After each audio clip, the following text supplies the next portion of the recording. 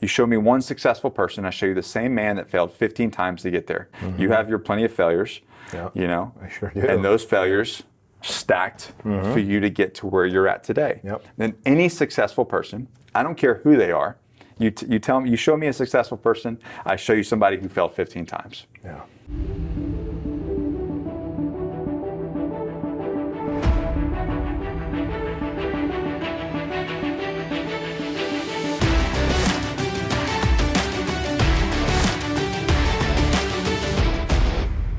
What's happening, friends? Welcome to the Empire Show. My name is Bedros Keuilian, and this is an inside look. And today we're looking inside of a business that's very unique because it's got several different components to it, and the character behind it is a very unique character as well. He's not only a coaching client of mine, but he's also a friend. His name is Nick Koumalatsos. Nick, welcome to the show. Thank you, B. Thank you very much. Happy to be here. Yeah. Thanks for being here. And so we just got done doing your half-day coaching session upstairs. And as I've gotten to know you now, almost a year of working with you, you're a pretty colorful character, and you come from a pretty colorful background in terms of what you did before being an entrepreneur. Right. And then even before that, you come from a pretty colorful ethnicity, heritage, right? And so let's kind of do a deep dive into kind of who you are and where you started. We'll, of course, unpack your business because this is the Empire Show, and that's where we talk about business and how it's doing and how you got into it. But even before you became an entrepreneur, you at some point decided that you're going to go and join the Marine Corp. Yeah, so I did 12 years in the Marine Corp. So first off, thank you for your service. What led you into the Marine Corp? So go back even further. When you said colorful background, I was like, oh man, I didn't even know if you knew that. So I was, by the time I was 13 years old, I had 2 felonies on my record. Good Lord, man. I did not know that. Yeah, that is a colorful background. Why didn't we talk about that in your coaching? I don't know how that never came up.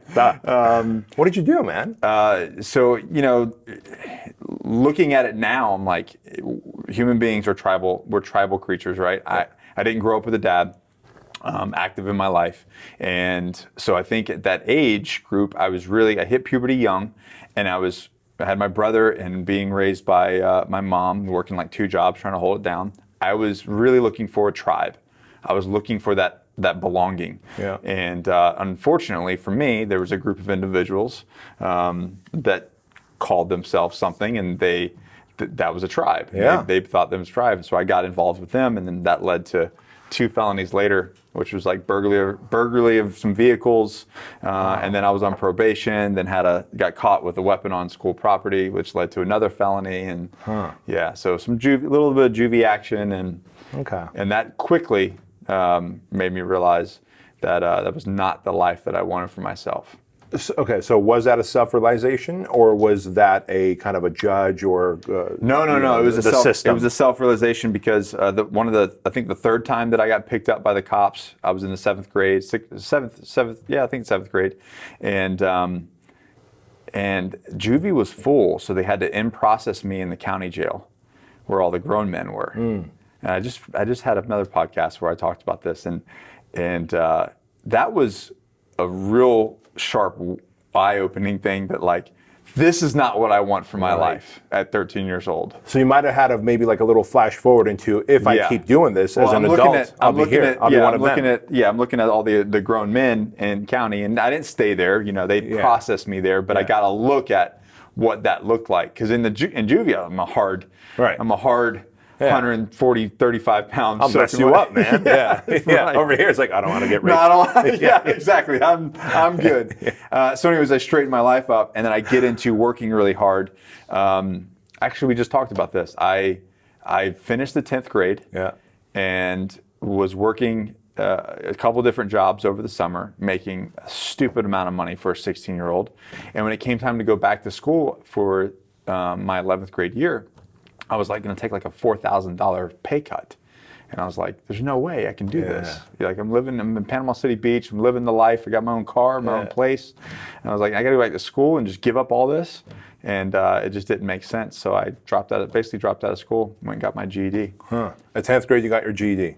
That summer. Going in. Going into 11th. Yeah. And so doing that for a little bit, like working the job, I was working as a as an audio-visual tech guy for conference centers. So anytime you go speak, that guy that hooks up the microphone and the lights, that was me. Okay. At like, 15, making $15 an hour. Yeah. That's substantial. Back in the 90s, right? Yeah. So I was making good money, and that was from 6 in the morning until 2, and then from 2:30 to 10 at night, I was a bellman there at the Bay Point Marriott. So if you guys know Panama City Beach, the Bay Point Marriott, very nice place. So I was getting just $100 tips, all night long. You're like a young baller. Yes. Yeah. Yeah. Don't have anything to show for it. I don't know where any of that money went. Right. Right. Yeah.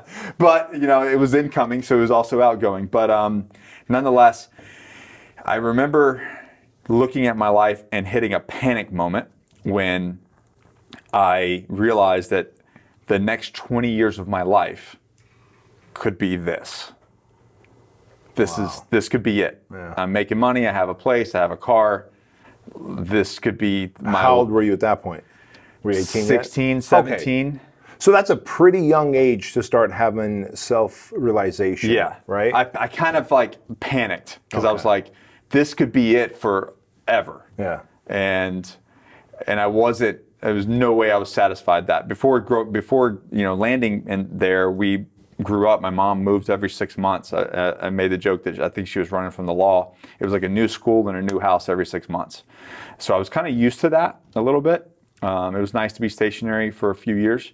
But I did hit that panic moment where I was like, this could be my life for the next couple decades. And that's when I hit the nuclear option on my life and decided to join the Marine Corps. What did that nuclear option look like? Oh, why the Marine Corps? Why not real estate? Why not? Because of lack of education, because of I didn't know, I knew school was not for me. Yeah. Okay. I was a D pushing C student. You know what I mean? So guys, let me just tell you something. Just like right before the cameras rolled, I'm like, bro, I hated school. He's like, yeah, man, me too. And then I'm like, do you remember FOIL, first, inner, outer, last? And he's like, I don't even remember that. I'm like, all I remember about FOIL, about algebra, was that. I don't even know what so I can respect the whole idea of school wasn't for me thing. But how do you find the Marine Corps? Was there someone that encouraged you? So my grandfather was in the Army. He retired Army. He did two times in Vietnam, a tour in Korea, ended up retiring out of the Army as a sergeant first class. He was a paratrooper. So I always kind of knew about the military was an option. Yeah. When I went and looked at the branches, I was like, what's the hardest freaking thing that I can get into? At the entry level, right? If you're looking at the entry level, what's the hardest thing that I can do? Yeah. At the time in the 90s, the Marines were fighting dragons on their commercials with swords. Yeah, I and remember shit. that. Yeah. So I was like, I'm going to go. I could fight a dragon. I'm going to fight a dragon with a sword. That sounds like me. Yeah. So I ended up going to the Marine Corps because it just looked the hardest. And so that's what so anyways, I walked in there and I said, I'm going to be a Marine. Yeah. And they're like, sweet, sit down. They ran some numbers and they're like, you can't join the Marine Corps. You're a 2-time convicted felon. Oh, shoot. With a GED. They're like, get out of here, kid. And I was like, excuse me? The worst thing they ever could have told me was no. Now that became my mission. And when I mean nuclear, I literally got rid of my place on the beach. I think I got rid of my car and started driving one of my mom's cars, or I borrowed a car that I didn't even own. Yeah. Gave up those high-paying jobs, went to work part-time at nights at a movie theater, went to college because I could go get my certain amount of credit hours and it would negate my GED. Gotcha. You know what I'm Which saying? would give you the opportunity to go in. Right. When there was a lot of other things. I had to get waivers for my felonies. I had to, there was a bunch of, I had to score a certain score on the ASVAB because I had a GED. So it took me almost 2 years to get in. So that's when I I hit the nuclear option of my life. I moved in I got rid of the place, moved in with my grandmother, and that just became my. Wow. You told me no. Now that became my sole focus. Going to be broke and live with grandma so that I could join the Marine Corps. Let's unpack that for a moment, but without going further into the Marine Corps, because I'm going to come back to that. Okay. What is it about a person? How old are you now? 30. 39, almost 40. 39, almost 40, right? So looking back and having, as you got a business, you got all these employees, looking back, what is it about a person who can hear no and then go, I'll show you and lock on, versus the other person who hears a no and accepts it as for what it is and just goes and does something else that's not necessarily in line with what now that I'm older, looking at it, it's very clear that there's always been this entrepreneur mindset and problem solving aspect of figuring it out, and a little bit of this like rebellious. It's what got me in trouble in the first place. Sure. This rebellious spirit in me that's always gone against the grain. Like a chip on your shoulder kind of deal? No, not a chip on my shoulder, but just like I want to move the needle forward, and I'm going to be in charge of moving the needle forward. Got it. And just because you tell me that I can't move the needle forward doesn't mean that I can't. Okay. And there's always been this like, and 2020 was a rough year for me, maybe legally, because of that too, because I just didn't buy into the BS. Right. So I immediately close your business. No. Yeah. That's actually how we ended up connecting. Right. Yeah. Exactly. I wanted to interview you for the podcast. Actually, Right. the previous, I don't know what number episode it is, but go back and listen about a year ago, folks. Yeah. So that kind of triggers that rebellious spirit in me. But that rebellious spirit is actually what has given me a lot of opportunity in business as well, because I believe that I can figure problems out. Okay. I can solve problems. So them telling me no, I was like, well, no is not an option. This is what I want to do. This is what I want. So I'm going to go take it, and I'm going to figure it out. And so did you ask them like, hey, so what do I need to do? Or did you just figure out that if I take college credits? No. I started unpacking that no. Well, why? Okay. Why this? Well, why this? Well, what does this need? Well, what does this need? And they just, I would do something and then they would deny me, and then I would do the next thing. And it was just, I would just step up until I got to the point that they just said, you checked off all the boxes. You checked off all the boxes. Yeah. I mean, I had 100 letters of recommendation. I went to MEPS 3 or 4 times. I took what more do you want me to do to show that this is what I want and I'm an asset to you? Yeah. Huh, that's fascinating. Yeah. All right, so again, looking back, is that trait factory installed, or can someone develop that? Whew. I think it is. I think that a good portion of it is installed. So for you, a good portion was factory installed? Yes. Now, can that be fine-tuned? Yes. So I think for me, it was factory installed, but there was there's almost some negatives to that as well that I've had to kind of overcome. You know what I mean? And had to fine-tune my engine. Sure. Which is one of the reasons why I'm here, to continue to fine-tune that engine, because you can be a rebellious person and be a complete screw up. Yeah. You know what I mean? And rebel to the point that it's a negative. Hearing no and pushing against the grain is not always a good thing. And I've learned this in my adult life, is like, well, you can't do that. Well, I'll show you. Well, maybe the person telling you no is looking out for you. Sure. You know what I mean? Yeah. It's like, and then you just totally went on a wrong direction with your business. It's like we were talking about, like chasing the shiny object. Yeah. Well, no, you can't do that. Well, I'll show you and I'll figure it out. Well, yeah, I figured it out, but was it lucrative? Was it profitable? Did it move me in the direction that I truly wanted to be in? Or did I just go there because this told me no? Makes sense. And so you said, again, I don't want to put words in your mouth, but you said, for the most part, it's factory installed. So if someone's watching this episode or listening to this episode and going like, damn, man, I don't have any family history of entrepreneurs. Neither do I. Oh, true. Yeah. Sure enough. I certainly haven't been kind of pushed against the grain, but I think I'm inspired by this. I want to be able to fight against no from now on. Are there steps to develop that skill set? I absolutely think so. What would they be? I mean, the first thing is believing that you can do it. I love the elephant in the stick thing. I love the elephant in the stick. Tell that story. So the elephant in the stick, and I tell this to every single one of our coaching people that we interview to come on board with us, because one of the pillars is belief. So you have this baby elephant, and they tie a rope around its neck and they put a stick in the ground, and over a period of time, the elephant grows up. And what do? They tie a rope around it. They put the stick into the ground, and this elephant just stays there, right? Yeah. So, with us in general, as human beings, and predominantly men, we are typically these massive, powerful creatures being held down by a myth. this thing that doesn't exist. And what I tell people is that stick, that rope, that stick is your trauma, it's your past, it's your haters, it's the people telling you you can't. Everything is embodied in that stick in the ground is all things that don't exist. It's all something in the past, it's all something that something happened to you. And all you had to do, if you chose to, was just walk away, and this massive creature could trample the entire circus, right? Yeah. The entire But that carnival. one little stick that held down the rope when it was tiny little elephant. Yeah. He still believes that one He little still stick. believes. So he sees the stick Yep. and he stays put. Yep. And we do that as well. And we do that as well, and I think, and we do that in Well's life. And I think that if you can get yourself talking about moving the needle and inspiring and saying, rebelling against no and solving the problem, I think that you first have to say, I'm going to do it.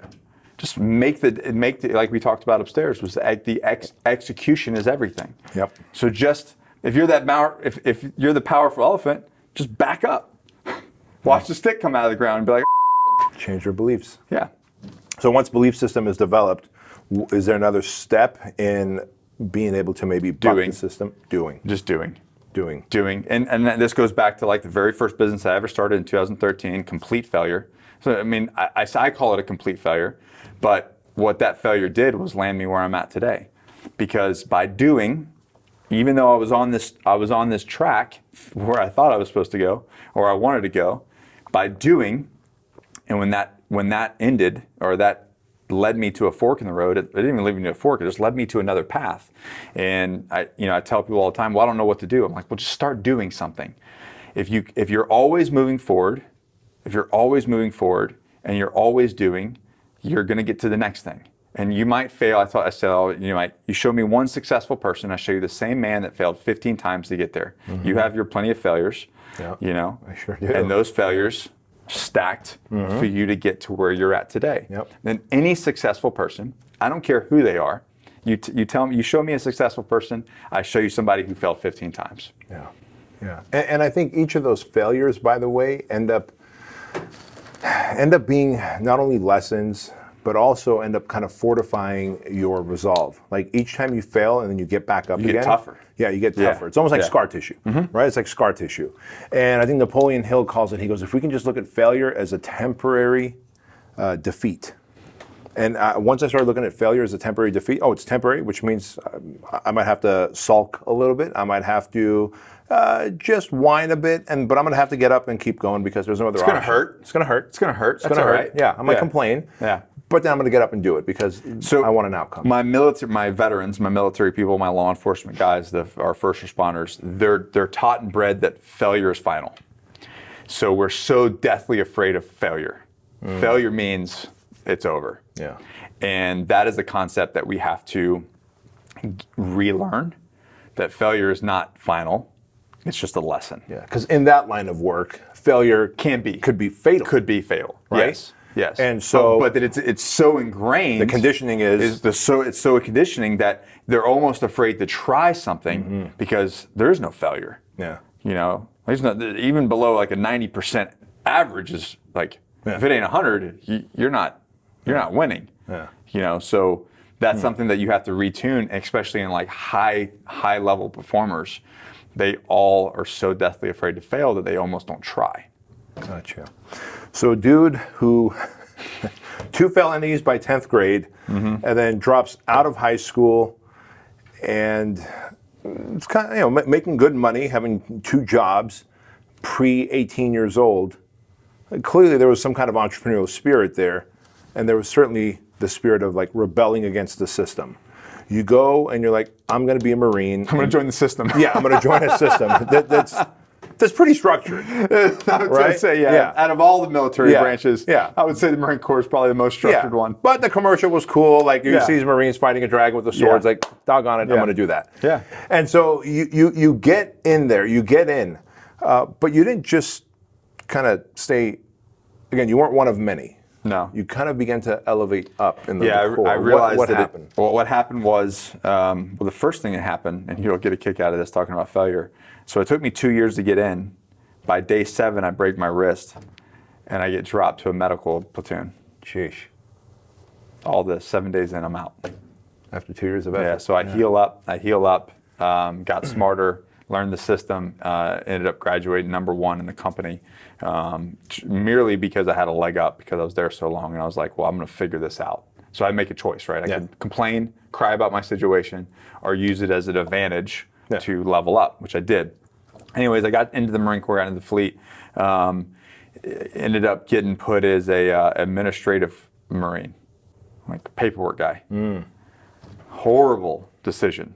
That's not quite why you joined. Not quite why I joined. Not only that, not where my personality was going to thrive. Right.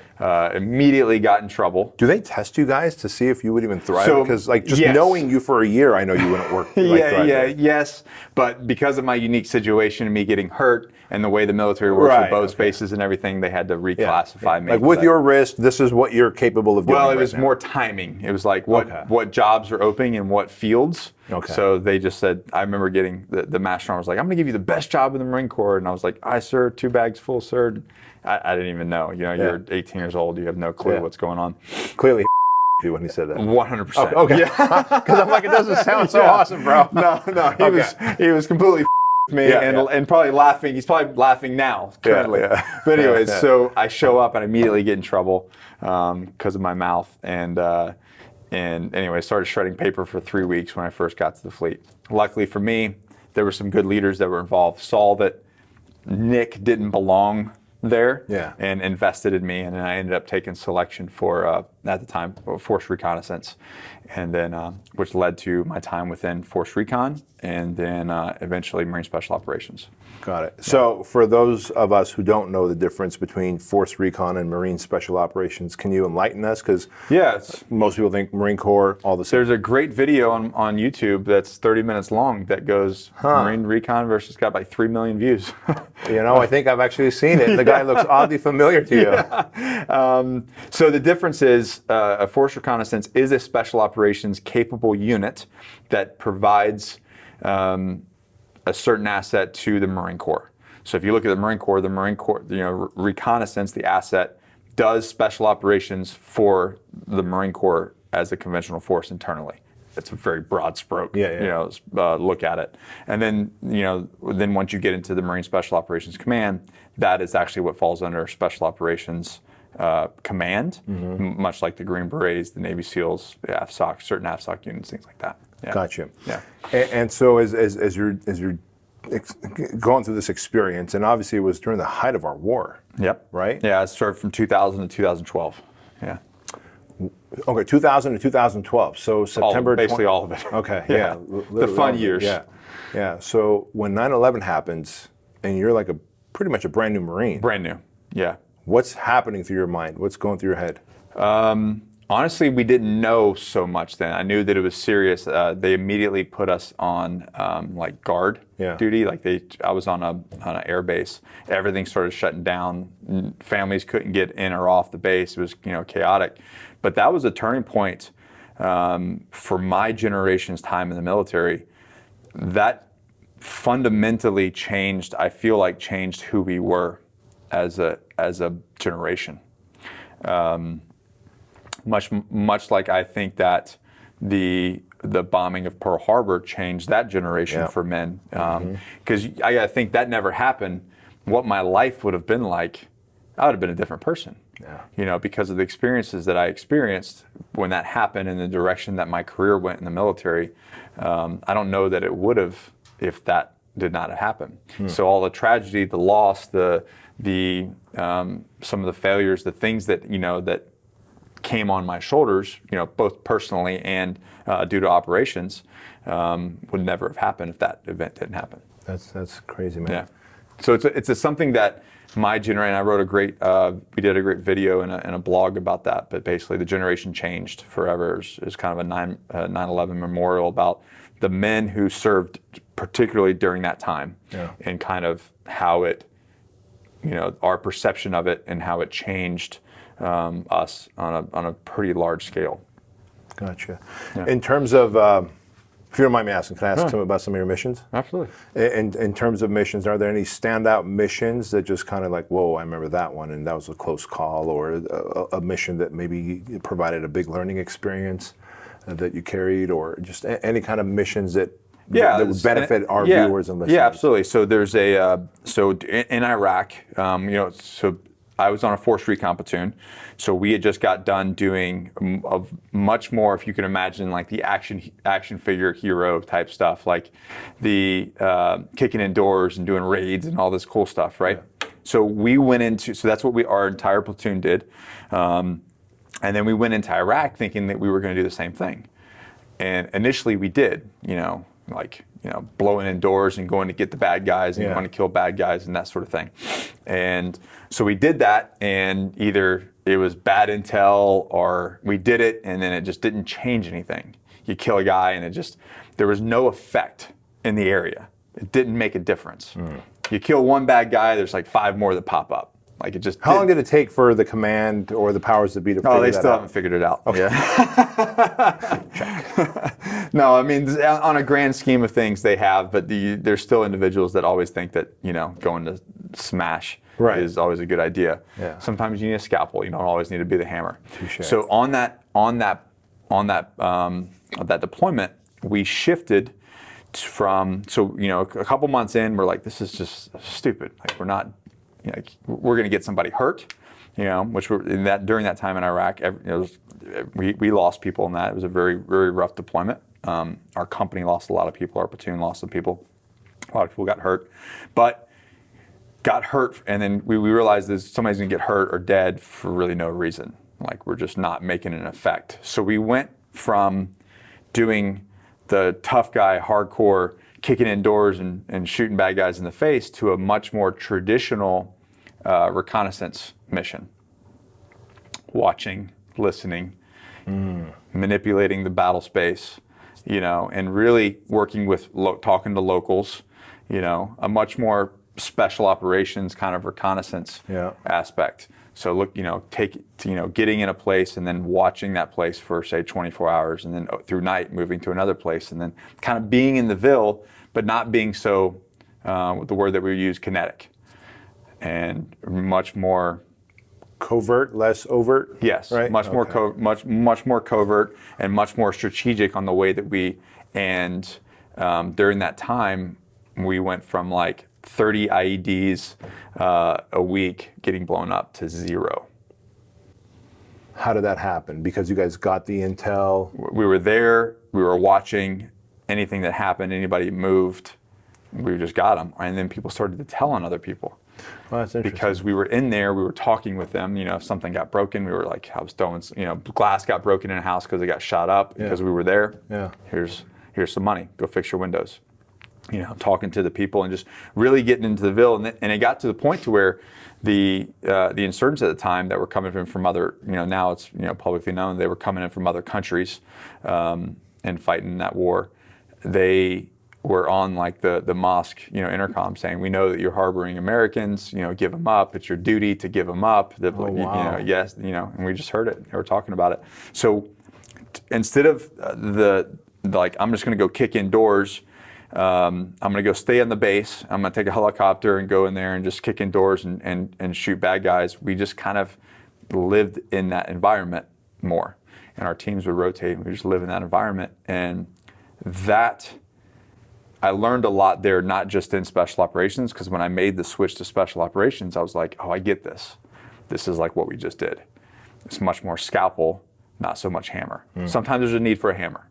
When you have all the data, then it's time for the hammer. Your boy Ray looks like a hammer.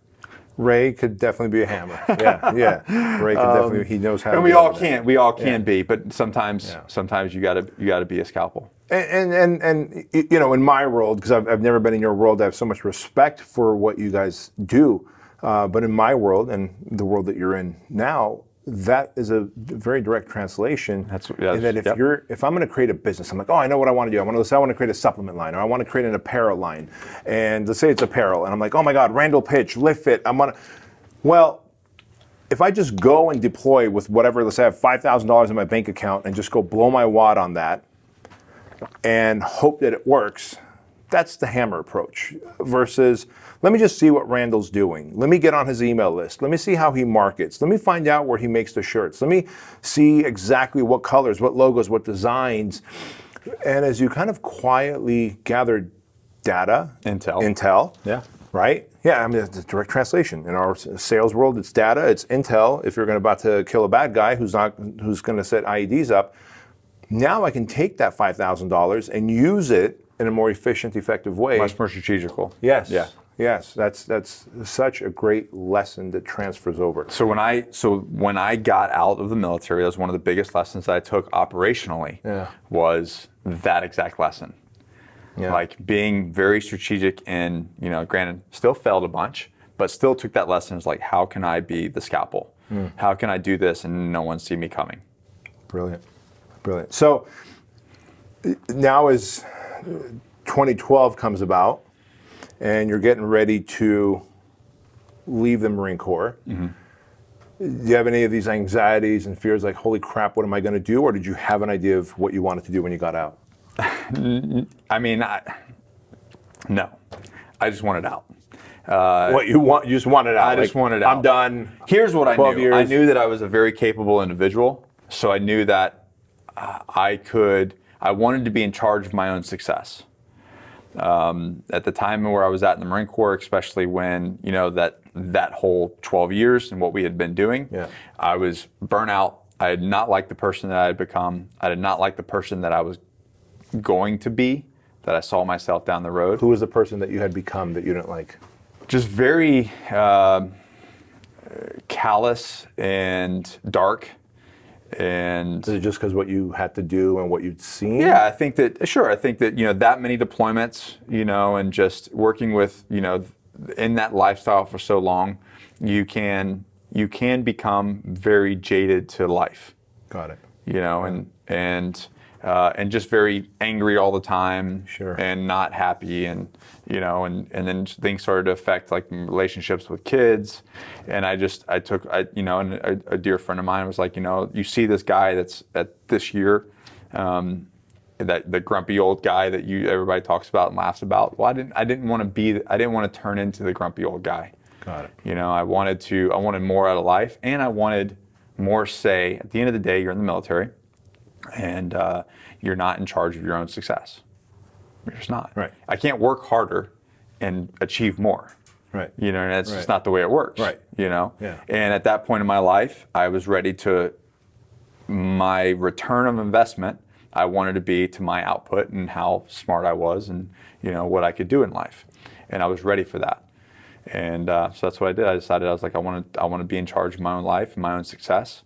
So I made the exit. Okay. What year was that? 2012. 2012. Yeah, and it wasn't that easy. Yeah. Like it's not as easy as it just you say it is. Peace. Yeah. It's not like that. Oh, and then you're like, I'm out, and then I'm successful. Boom. Right. No. It's not like that at all. And because of that generation, there's a whole. I call it the seven stages of transition, which is what that book, what the book is about. Yeah. And I end up having to go through that. And that happens to anybody. Why did you write first of all, tell everyone the title of your book. Excommunicated Warrior. It's a very powerful title. It really says a lot. Excommunicated Warrior. Why did you choose that title? And then who did you write it for? So was it therapeutic writing it? Yes, it was. I thought that when I wrote it, I was so past all that stuff that I thought it wasn't going to affect me. Yeah. And it super affected me when I was writing it, because you had to relive each one of those stages that you go through. Sure. So the reason that I wrote it was I started to see a trend in people leaving the military. And it was like the same things that happen over and over and over. And so I was like, there's a pattern here. There's a total pattern here. And like we can, if there's a pattern there, then I can warn people. Yeah. And then I can give them an out. Sure. I can give them a roadmap to success. Yeah. And so through helping people and then going around and speaking all over the United States about these subjects, I started getting people that were outside the military go, oh, I'm in the same boat. You know, like even mothers who were mothers for 20 years and their kids leave the house and there's like, and I started to realize like, oh, this is not a veteran, this is not a military issue. This is a human being issue with having your identity attached to a job. Which is what we talked about if there isn't. Yes. Yeah. So it's your identity is attached to this job, and then you remove yourself from that job. You're like, well, wait a minute. If I'm not Nick the Raider, or if I'm not Nick the football player, or I'm not Nick the businessman, or Nick the dad, then what am I? And the human, like the human beings, we go through this weird thing. Yeah. And sometimes we self-sabotage. Yeah. Well, it's a loss. It's a loss no different than losing a human and going through those stages of grieving. So this is what it sums it up to. It sums it up to this is that's a chapter in your life, right? Whatever it may be. So the people that buy this, law enforcement guys, firefighters, any sort of first responders, big in the sports. Yeah. Because, for instance, one of the analogies in the book is you play little Tykes football at 5 years old, and then you're like, boom, football, middle school, high school, college, boom, you get drafted to the NFL. And then at 21 years old or 23 years old, you blow out your knee. Done. 23 years old, and you're done. Who are you? All I've known is football. Yeah. Now who am I? And I've had multiple people that have, multiple football guys that have reached out to me, hockey players that just, young guys that's their whole life. And they come across my book and they're like, holy cow, that was me. That was my story. Yeah. They just took your name out and put my name. You didn't know that you were writing to such a broad audience, did you? I did when I wrote the book. I didn't know when I was developing the concept and speaking to it. I didn't know. Gotcha. But when I wrote the book, I knew that it. Oh, because you were speaking first? I was speaking first. So I was on these concepts and everything. Gotcha. I was speaking to these concepts and first. That led to the book. That led to the book once I started talking to more people. Yeah. And as we were talking about moms, I was thinking empty nest syndrome, right? Like that's a very identity-driven thing. Like, oh my God, my whole life, or at least my whole adult life that I remember, has been nurturing these kids and getting them ready. And getting them ready, and then, well, they just left. And I never thought, what happens that next day? And we know when kids leave, they're not like, oh, thanks, and this and that. No, they're like, poof, I'm out, bye.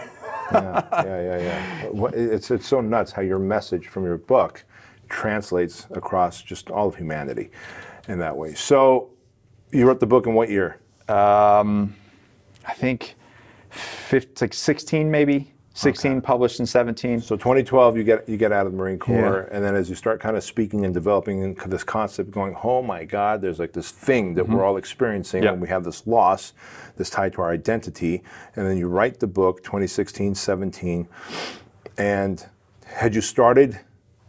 How was your source of income then at that point? Anything that I could do, I threw as much the wall that I could. At one point, I think we had 7 separate businesses running, me and my wife. Which sounds like a really cool thing to post on social media. Did you know, cool. right? Super cool to I'm sound. a baller. 7 businesses. No, it's a nightmare. Yeah. But is that why? Is it because of lack of focus, or is there 7 things that you're just passionate about? No, it's just so I started one, right, and with infrastructure comes opportunity. Sure. Right.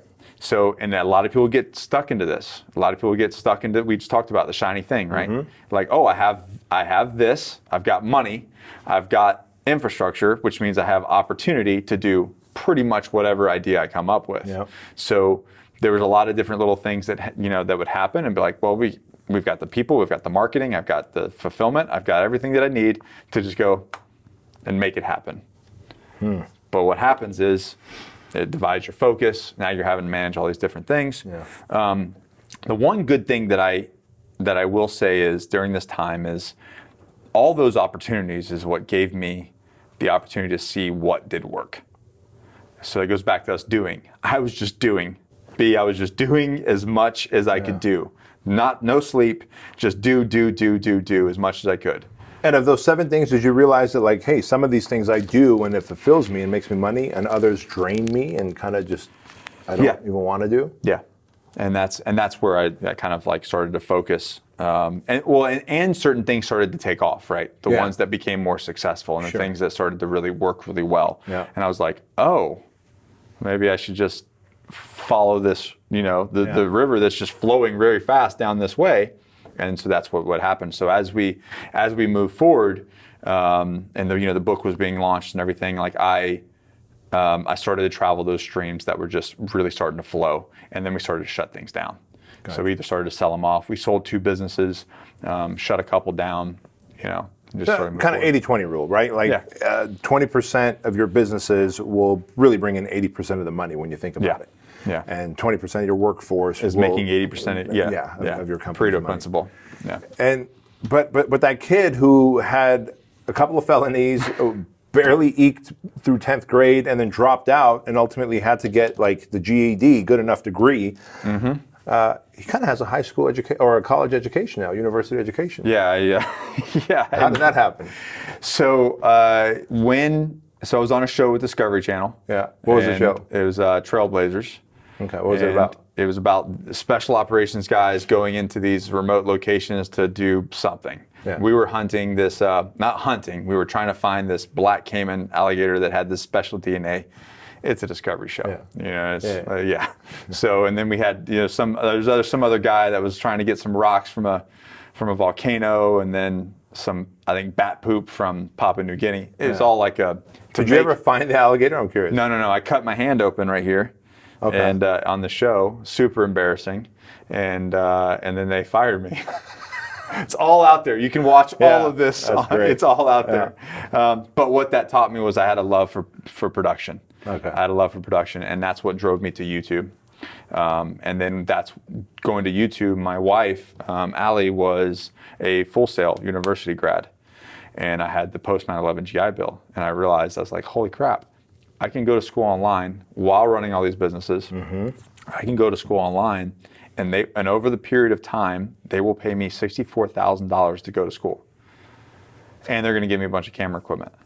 So I was like, okay, well, as if I'm not busy enough, why don't I just strap on school? Sure. So I did, and graduated with my bachelor's, and then I was like, oh, well, I've got money left in the bank account. We'll just go get my master's for business. And so I continued on. In 3 years, I got my bachelor's and then my master's in business entertainment. So that was almost 20 years later. Yes. Right? Yes. Was education, did it feel different? Did you It was easy. like it? Was it all A's. easier? Easy. All A's. What changed from that dude to that dude? Focus. Focus and desire. You wanted it this time. Yeah. And it was like effortless almost. Now, granted, the time was there, right? Like I still had to put the time in to do it. Time and the effort. That's a given. We all have to put our time and effort in. Right. But it was really like when I was doing projects, I would like, this is so easy. Yeah. Some things were like pain. I was like, this is dumb. I don't want to do this. So I had to drag my knuckles across the concrete to get it done. But a lot of the stuff was just super effortless, and it was almost easy to get A's. Yeah. So that's why when I tell people, like, well, I'm not a good student, I'm like, well, you're young, and this is not for you right now. Yeah. Doesn't mean that you're not a good student or you're dumb or anything like that. And I really appreciate you sharing those, connecting those dots, because oftentimes we tend to, well, I sucked in school, and so therefore the rest of my life I'm not a good learner. Which is untrue. 100% untrue. All we end up doing is solidifying this false identity. You just put the hook around the rope around your neck and put the stake in the ground. Put the stake in. Yeah. And so, well, if I'm not a good learner, I'm not going to learn to be an entrepreneur. I'm not going to learn to be a good husband, a good father, a good fill in the blank. So back to that. It's that rope and that stick represents everything from your past, what people have told you in the past. It's all baggage that's holding you into place. Baggage, head trash. Yeah, head trash. I like that. I like head trash. Yeah. Okay, so here we are now. You've written the book. You've spoken. You're like, oh. I just figured out which of my businesses I like, that give me joy, that give me fulfillment, can make me money. And then also the ones that are just a pain in the butt that I don't want to do. So as you kind of pare down some of the businesses, sell off a few of them, 2020 comes around. And being a gym owner, and of course me being a gym owner and a gym franchisor, you were pretty vocal about what was happening. Well, I wasn't until they raided me. Well, until you got raided. The raider got raided. The irony there. And so, and you live in South Carolina? North Carolina. North Carolina, I apologize. Small little town. And so what happened that kind of changed things for you there in terms of your business? Well, when they, we had multiple things going on right now. The gym was really just it was profitable. Yeah. It was doing well. And when the whole COVID thing happened and the gym got raided, it was like, again, that rebellious spirit kicked in. I was like, well, why? What laws were we breaking? And I did shut down. So for the viewer, right. We did the whole 2-week shutdown. Yeah. And then I was in North Carolina, so the governors, much like here, yeah. they were just kind of like, no. And then 2 weeks turned into 4 weeks, which turned into 6 weeks. And about the 6-week mark, I was like, okay, I'm done. I'm done. People, we live in a small town. There's no cases here. Nothing's happening. And so I looked at the CDC website. I said, okay, what is your guidelines? Yeah. You actually put out a really good, right around that time, you put out your guidance for reopening. Our protocol. Yeah. So we actually used a lot of that. And then we reopened. No issues. Everybody was super, anybody that knows this is health. Health is wealth.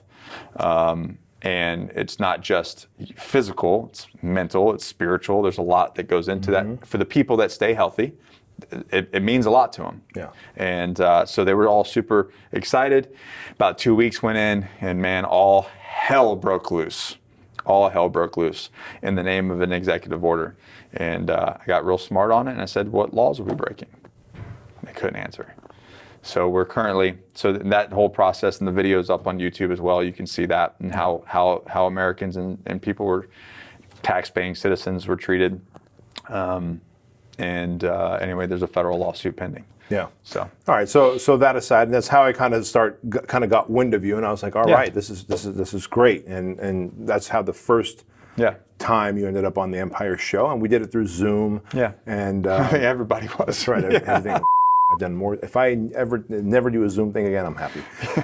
That's a whole different story. But at that same time, you also had a couple other businesses. Yeah. So what were these businesses? How did you run into them? I guess before that in 2018, a young man by John Rushai reached out to me about some hair pomade and a thing of beard oil, and he reached out to me I think 17 times. And I just was like, yeah. Did you miss his emails the first 16? No, it was through Instagram. 17 times, and I was just like, yeah, sure, kid. Yeah, whatever. Yeah. Finally, I think he found out where I was, and he was like, hey, man, I just dropped off some stuff. And then I just happened to be, he had just left, and I showed up, and I'm like, hey, I just got your stuff, man. I'm just showed up to the office. And he's like, oh, I'm 5 minutes that away. I'll turn around. He was like, whoop. And went back, and then we met, and asked him some questions that he had no answers for. Talked about infrastructure and website and this, and he was like, I don't know what you're talking about. He's like, I carry this briefcase, and I go around selling this stuff. So he's selling hair products and pomade through a briefcase. Through a silver, old school silver briefcase, the whatever, that metal. Yeah. And so I'm like, all right, whatever. And we were shooting videos. What's really cool about shooting video so much is the first time that I ever opened the box and tried it is on camera. Okay.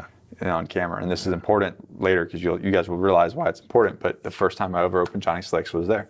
And so I used it for a couple weeks, and I looked at my wife and I said, this is $1 million product. This kid's got $1 million product. At the time, he was 23, 24 years old. And what was his intention? Was he just trying to get you as a... Oh, I'm pretty sure he was just influencer? Just share it on social media or YouTube, you know what I mean? That probably would have made his day, that alone. Yeah. And, but I used it and I was like, no, this is some next level stuff. This is $1 million product. And so I called him up and I said, hey man, I want to talk. I think I texted him and said, hey, when I get back, I want to talk about business and how you can grow this thing. Yeah. And he texted me, he said, listen, I don't mean to be forward, but if we don't talk about it on the phone right now, I'm not going to sleep for the next 2 weeks. I can't wait till you get back 2 weeks. Kind of like how he rolls. Yeah. So we got on the phone and I said, well, this is what I want to do. I want to partner. I want to do this and this. And so within 4 weeks, we had a website. I told him how much to make. So he didn't even have a website or anything. I mean, it's literally out of that briefcase, the whole business. Nothing. Nothing. Did he live in your neck of the woods? He was like 30 minutes up the road. Just happened to be 30 minutes. Yeah. It was fate. It was all fate. Huh. Anyway, so there's a great story on YouTube, the Johnny Slick story. If you Google it, it's amazing because he tells the whole story from his perspective, and it's very funny, but very inspiring. He's also a Marine. Okay. So he got out of the Marine Corps, and him and his wife. Rebecca, who's now our chief operating officer for our business, was selling plasma to buy stuff for the product. Plasma, blood plasma. They were selling plasma to get buy labels. You know what that reminds me of? So there's this little parable I heard. It said there's a difference between being involved in something and then being committed to something. Yeah. And then the example that was given was on a plate of ham and eggs, the chicken was involved, but the pig was committed, right? Yeah. And that's what what Johnny did there. That's commitment, man. I'm going to sell blood plasma Regularly. Yeah. Me and my wife. Yeah. To fund this business. To fund this business. $40 a pop or something like that. Yeah. Just to buy a couple things here and there just to get it out the door. Gangster. Yeah. So I said, this is what we're going to do, and I said that we're going to blow this thing up, man. I said we're going to make this $1 million product. And we did so in under about 2 years. Yeah. Well, I'm going to tell you something, and you can pass this along to Johnny, or maybe as he sees this episode. But y'all could tell that the last probably couple months I've had a new haircut. I've got the old undercut. And you had sent me once, we started working together, and I'm coaching you in the businesses. You had sent me a box of the products.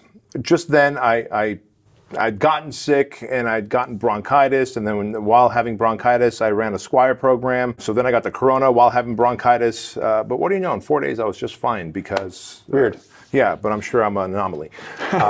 So all that to say, the box sat there for a while. I remember I texted you. I'm like, bro, I'm not feeling. I can't talk right now. I can't talk. I'm like coughing. I don't even know what to do with the product right now. And so, but as I pop open the product and start using it. First of all, I love the Black Label shampoo and conditioner. Like, if you're gonna buy Johnny Slicks, don't be cheap. Just go right to the Omega. Go right. It's the Omega, right? Or at least got the Omega. If you're 30 and over. Yeah. If you're 30 and over, go Omega. Listen, if you're 20, be mature and go Omega. Trust me on this. Like, you're not. Yeah. Buy the Black Label shit. And it's got this delicious. If you guys can just smell my hair right now, you would just be all over me because it's like this coconutty smell. So anyway, I use that first. I'm like, you know what? I like this. And as my dude Alex comes to cut my hair here, I'm like, hey man, I just watched Fury. And give me one of those fucking undercuts. I'm feeling sassy, right? Yeah. He's like, are you sure, man? You're gonna be up on stage? I'm like, just cut my fucking hair. It'll grow. I'm Armenian. Hair grows quick. Yeah. Right? And so he cuts my hair, and so then I open up the pomade, and I'm like, damn, it smells good, feels good, and just whatever was left up from my put in your beard. Put in my beard. I'm like, all right, we're good. So I was sold on the product immediately. And by the way, the little brown leather thingamajig. Got all my shit in there for when I travel, so I appreciate that as well. I don't know if maybe you all don't get that when you buy the shit or you pay extra. I don't know how it works. Yeah. So anyway, I'm a believer of the product because I actually use it and actually got a haircut to justify the use of the pomade. So great product. What was, here's what I love about that product. Just like my supplement company, Truline. It's a product that is consumable. By consumable, meaning it gets used. You don't have to drink it, obviously. It gets used, and if it delivers results, you're going to buy it again. Right. Same as supplements, right?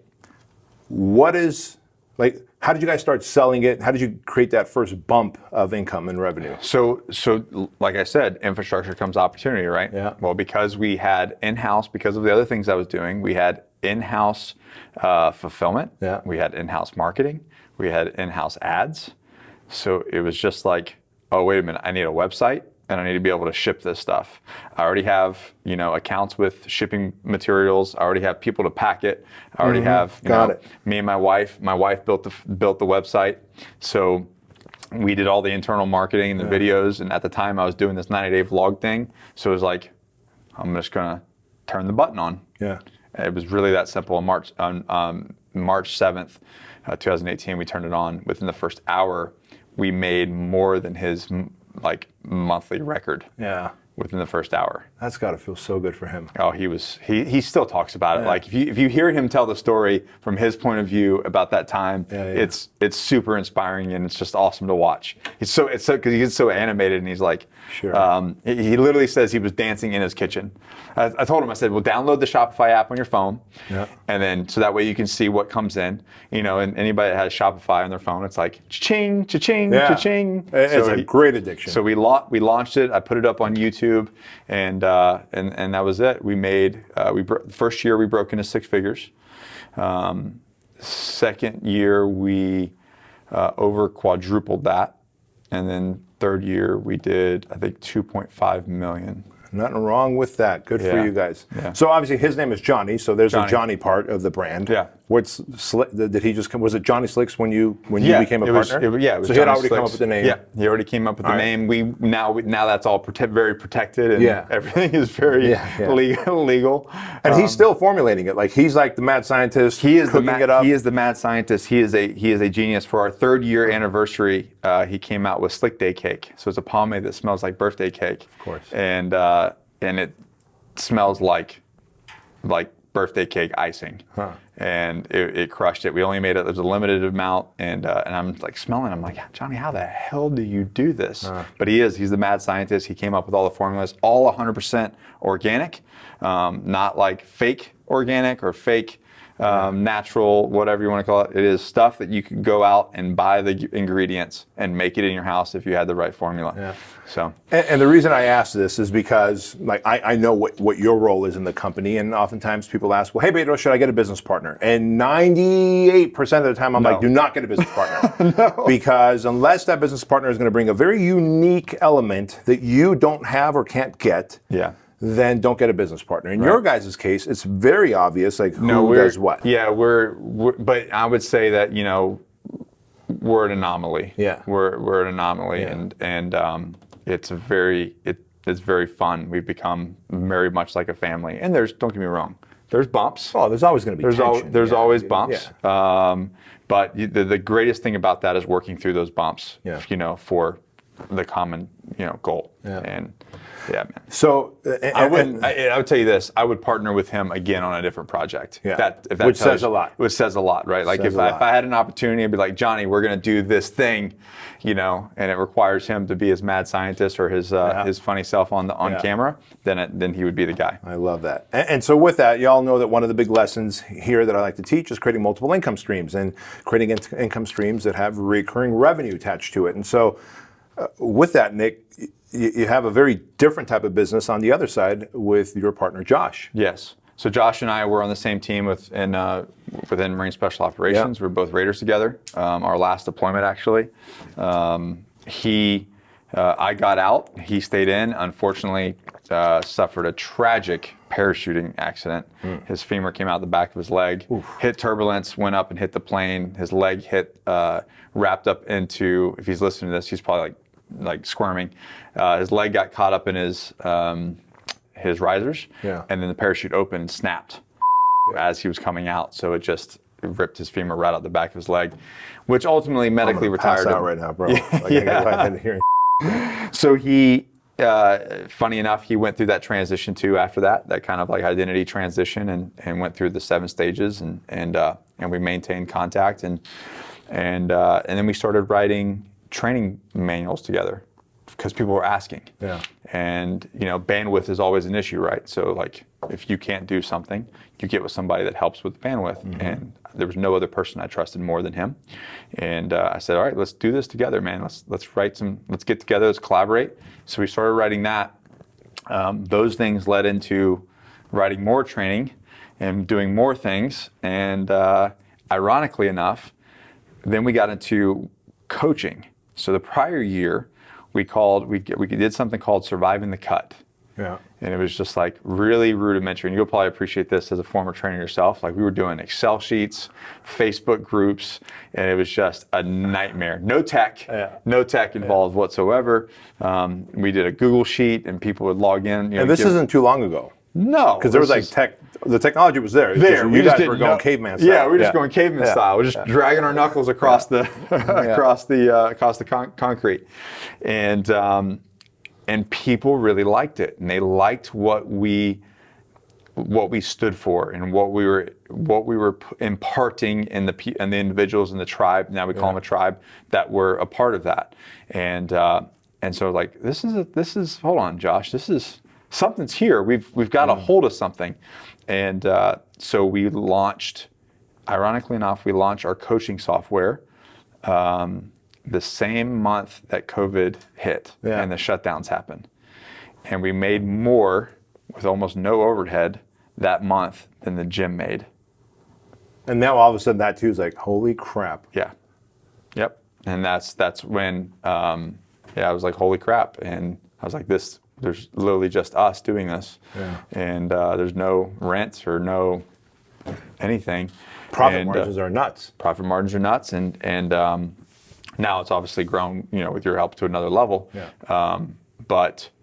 But that was a really big light bulb. And then talking about multiple revenue streams, like, people are like, oh, you got shut down here, you got rid of the business here. And it's yes, but the reason why that it's not a big hit for me is because I had multiple revenue streams. Yeah. So people that say, well, you do too much. Well, no, I don't do too much. I'm hyper focused now. But if one thing shuts down, I still have two more things happening. Yeah. And there's ways of, either sponsorships or YouTube or, Johnny Slicks or now the AGOGE, and, so I'm protected. My family's protected. Yeah. Which is a really good feeling for a dude who wants to have peace of mind and know that, all right, I'm taking care of my family. We're protected. Right. So, the whole theme behind the coaching program is AGOGE. It's the AGOGE. And most people may not quite know what it means. And with your Greek heritage, there's a meaning there. Why don't you share that? Yeah, so the AGOGE was, and the movie 300 made it the most dramatic ever, which I love. Yeah. It's like the 7-year-old being ripped from the woman. But the AGOGE was the Spartan training camp that young men went to, and they would train for however long it took, decade, if so, from 7, 8 years old until they became a man, to become a Spartan citizen soldier. And that's what that was. It was their training camp, and they lived it, and they instilled it. And so that's what to taking a man and giving him that warrior mentality back, making him the very best version of himself, is what the AGOGE is about. And so it was no better fitting name than that name. Yeah. No, obviously it was a very natural. And as soon as I met you, and as soon as you started telling me about it, I'm like, yeah, this is it. And what I love about it is, guys, you have to realize when you're selling stuff, you have to sell people what they want and give them what they need. And what you guys do with the AGOGE training program is exactly that. Because we men, we need structure. We need discipline. We need accountability. Yeah. But if you went out and said, hey, man, guess what? 2 former Marines selling you accountability, discipline, support, right? No. They're going to laugh at you. Yeah, these are my pillars. Right. Right. Instead, you sell them the key thing, a story. Yeah. And, of course, that story leads with, like, hey, it's time to really transform your body. And you guys use that fat loss and fitness and really lead these men into, I guess, the core values that you guys have, the pillars. Yeah, what are those? And that's the reason why. And that's the reason why that we made the first pillar is fitness. Yeah. And fitness comes in. We talked about it there. Fitness comes in multiple ways.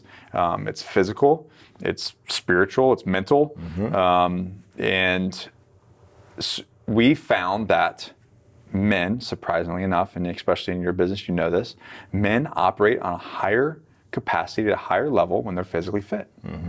Now, when you get into the medical side of things, there's a lot of reasons why. Hormones are optimized. You're getting a dopamine hit every time you work out. You feel good. If you're not overweight and you're lean and strong, you have more energy. You have more desire. You're working better. That was a good thing. You're not depressed. As soon as you start getting overweight and you're sitting on the couch, you're lethargic, you're getting depressed, everything starts to go down. If I get a guy and I start getting his weight cut off of him, and he's going to have more energy, within a couple days, I get messages, man, I'm already feeling better. say, like, I looked in the mirror and I think I look better. Like, you don't look better in a couple days. Yeah, you don't look better, but you're feeling better. But the dopamine's hitting, so they're starting to accomplish more. And we've seen people get raises. We've seen people get job promotions. We've seen people have better relationships with their significant other. I mean, their whole lives changed just from that one thing. Yeah. How do we get there? Discipline. People always say, how many times you've heard, I'm just not motivated, B. I'm just not motivated to get it done. Time. Guess what? Are you motivated to go train every day? Not quite, but I am disciplined to go train every day. Exactly. So, and one of the things that I say is, like, do you think that Olympic athletes go to the Olympics and get a medal if they only train when they're motivated? No. They go and they train every day because that's part of their schedule. So how do you do that? Well, we work with them to build a routine that serves them. Your man Craig wrote the greatest book ever. Just what a great thing, and we kind of take some of those concepts and help them build a routine that serves them. Yeah. And it's not just a way like, hey, I want you to train all the time, and like you're going to take away your family time. You're going to go, instead of getting off work and going home, you're going to go to the gym. No, it's not that way, because now we're not serving them and giving them the desired outcome that they need. I need them to be the best version of themselves. To be the best version of themselves, they have to have time with their kids. They have to have time with their wife, but they also have to take care of themselves. Yeah. Because otherwise, what happens? Men typically put ourselves on the back burner because, like, well, I can't go to the gym. I don't have time because I have to go home and help my wife with the kids, or I have to do this. Well, then what happens when you're 40-something years old and you're a type 2 diabetic, you got heart disease, and you're going to have a stroke and die off? Did you really serve your family the best? Oof. Wow. Because what's the number one killer in the U.S.? Yeah. It ain't corona. Nope. It's heart disease and obesity. Yep. Preventable. Yeah. Preventable. And so now, kind of turning our eyes onto your business, how do you move people into your online coaching program? Because it is an online coaching program, and now it's not just you and Josh. You guys are obviously, as we're working together, you're building a team for that as well. As you're scaling Johnny Slicks, we're scaling AGOGE. Yep. You've made a lot of personal transformations in who you are as a business leader. You've also made some transformations in your business in terms of your price point, the terms in which you sell. You know, it was like a monthly program, then it went to 3 months, and today we kind of changed it to it's going to be a 5-month program at a time. Kind of explain the business model, the confidence that comes with it, how you felt confident when I'm like, hey man, we're going to raise the price, and for the next 20 people after that, you're going to raise the price again. Like, I know from my end, I'm coaching you, but from your end, as you're getting that coaching, do you believe it, or do you just go, I'm going to do it and see what happens? Because from the outside, it looks like he made it look easy, but how do you feel about it? So it's a great question. I think that goes back to the belief structure. You just did a great post about your relationship with money, right? Yeah. I think everybody struggles with that at some point, especially coming from somebody that, like yourself, came from nothing. Yeah. Like, you literally, growing up, you had nothing. Nothing. Yeah. Same with me. We grew up, we had nothing. So there is that relationship. There is a belief factor. Like, I already had the belief that I could do anything. Right? Like, I can achieve anything. I think working with a coach gave me the extra bump that I needed to operate on a little bit of faith based off your experience and go, listen, Nick, if you kind of build it, they will come kind of mentality. Yeah. And so even though sometimes it was just like, ooh, man, this is going to be, I don't know if this is going to work. I operated based off faith, off your experience, because I was mature enough and emotionally mature enough in business to know that you need outsiders to look in on you and to give you mentorship. And you don't know it all. I don't know it all. You don't know it all, but we know what we do know. And that's why I look to you and go, okay, I don't have the experience, so I'm going to have faith in you, and I'm going to use your experience, so I'm going to shorten my curve. Yeah. So instead of having 15 failures to get to my success, I want to have maybe 1 or 2 failures and then get there. Not a bad exchange. And that's what I got out of that. Yeah. Well, I got to tell you, just from my perspective, like, to see how you execute and how you and your wife work together, and you guys just from coaching call to coaching call, or half-day sessions like this, to where you guys go and execute, just blows me away, and I love it. And it makes me proud, and also I no longer physically train people. Like I'm not in the gym training people. So I get that sensation from all of our Fit Body Bootcamp owners who, as they get more clients, I feel good about the transformations they deliver. As you get more clients, I'm like, man, that guy, like the guy you said, who's went from 400 pounds? Yeah, he was over 300 pounds. Over 300 pounds. Over 300 pounds, paramedic, and became, he started to feel like more he was a liability. Yeah. Had a bad call, we had to run up some stairs, didn't perform well, and that was his kind of trigger to get signed up with us. Yeah. His goal, when I got on the call, I said, first of all, I said, you're going to die. Let's be real. Great closing strategy. Yeah, you're gonna die if you don't sign up with us, and that's legitimate. Like you're gonna, he's in his 20s. Like you're gonna die of heart disease and obesity and stroke out or whatever. Something's gonna happen, and so let's get that aside. Let's get that out of the way. That we all both agree that you're not in a good spot. Was he quick to agree? I didn't. I've never. Absolutely. Yeah, he was like, yeah, this is something. Well, I guess being a paramedic. Yeah, I mean, it's no surprise to him. Yeah, he knows. So, and I said, what's your goal? He's like, I want to be a flight medic. Okay, well, tell me about that. Well, you have to be under 250 pounds. Okay, let's work to that. Right now, he is 255 pounds. Good for him. He's almost there. He already got the job as a flight medic on a fixed wing. Yeah. So he's already transitioned. He's going through training right now.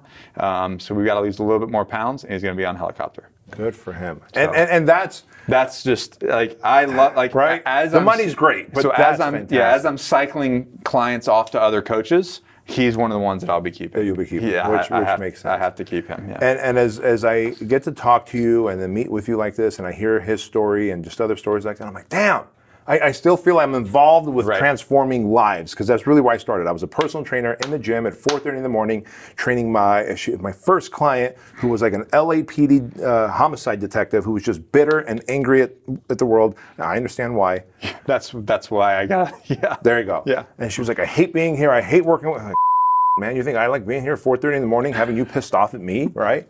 Anyways, but I still love that. So thank you for what you do there on that front. One thing, and I think our audience will get a good takeaway from this. Stephen King, he wrote a book about how to write books, because he's an amazing author. And I read this book when I was writing Man Up, my book, because I'm like, I don't know how to write a book. Let me read a book from Stephen King. I didn't know there was a book that I wish I knew that when I wrote mine. Yeah. And in the book, he talks about killing your darlings, meaning if there's words, sentences, or paragraphs that don't add value to the reader just because you like it, because it was part of your life, like kill them, get rid of it if it'll make the story shorter and better. And I was like, oh, damn. And my book really shrank by about like 14,000 words.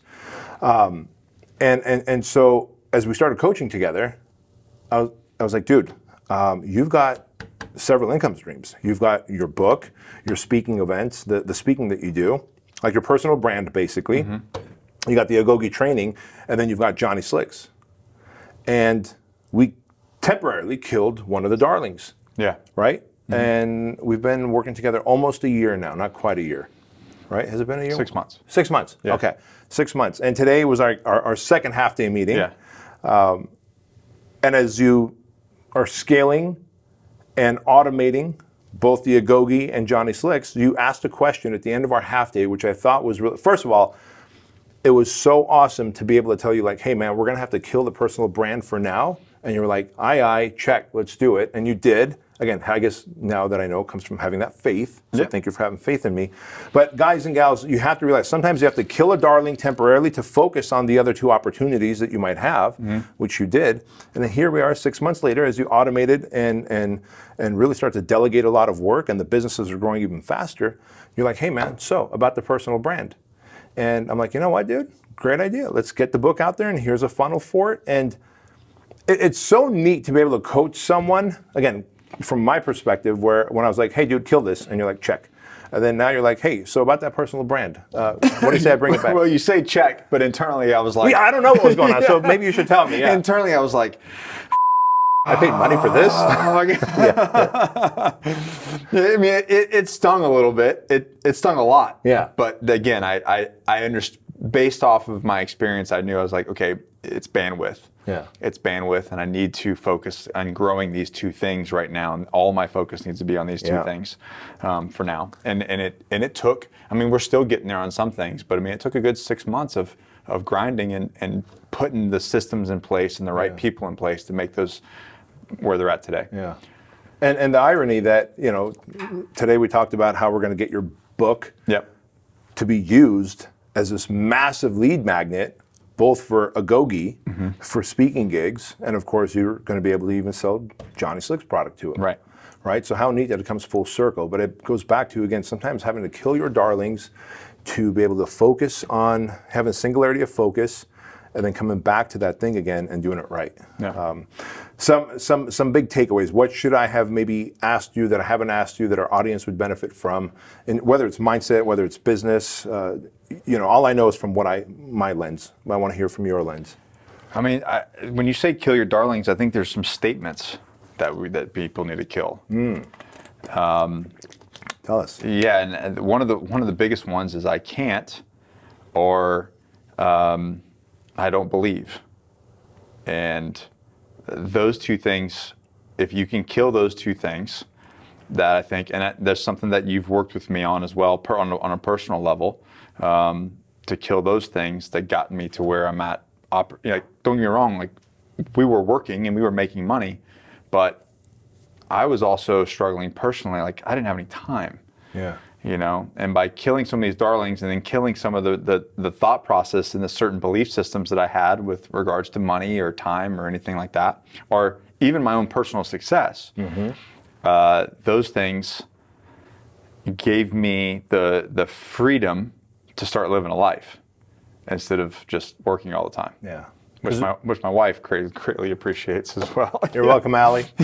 But truly, that's what it is, right? Like our business shouldn't be our identity. Our business should be what fuels our freedom, which fuels our lifestyle, which fuels our fulfillment of being able to give to charities, causes that you believe in, et cetera. So the more structured we've got, the more actually what's crazy is the less I work, but the more that I'm able to actually affect and change lives.